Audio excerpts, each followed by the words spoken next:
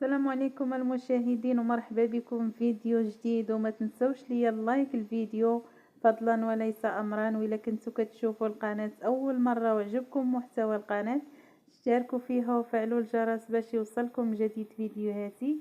فيديو اليوم ان شاء الله غادي نحضروا معكم العسل اللي كيتصاوب غير في الدار وغير في قالب تاع السكر.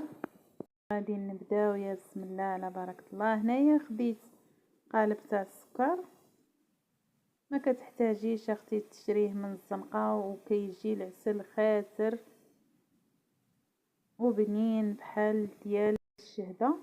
هنايا من بعد ما ضفت القالب تاع السكر غادي نقسم منه باش يجيني على غادي نضيف عودة القرفه.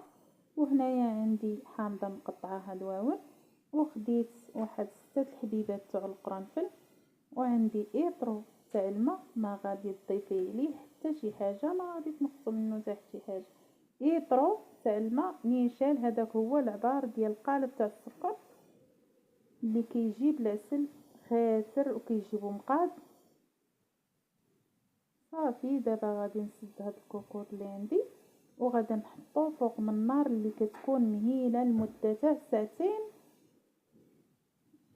صافي كافيه باش كيجي العسل خاسر محمر. وها هو دابا بعد ما خد اللون احمر وكيجي خاسر العسل لمده ديال ساعتين، يعني ما كتزيدي عليها ما كتنقصي عليها، كيخرج العسل بهذه الطريقه كيجي رائع. ودابا ها هي العسيله لمده ساعتين، ها هي موجوده معنا خاسره ومحمره بلا ما نحتاجو نبقاو نشحرو بديك السنيده بلا تصدق ولا ما تصدقش. غير ديري اطرو تاع الماء، تبعي هاد الوصفه اللي عطيتك في هاد الفيديو بكل الخطوات ديالها، غادي يصدق معاك العسل هائل. ومازال راه باقي سخون، مازال غادي يزيد يبرد ويختار واحد شويه.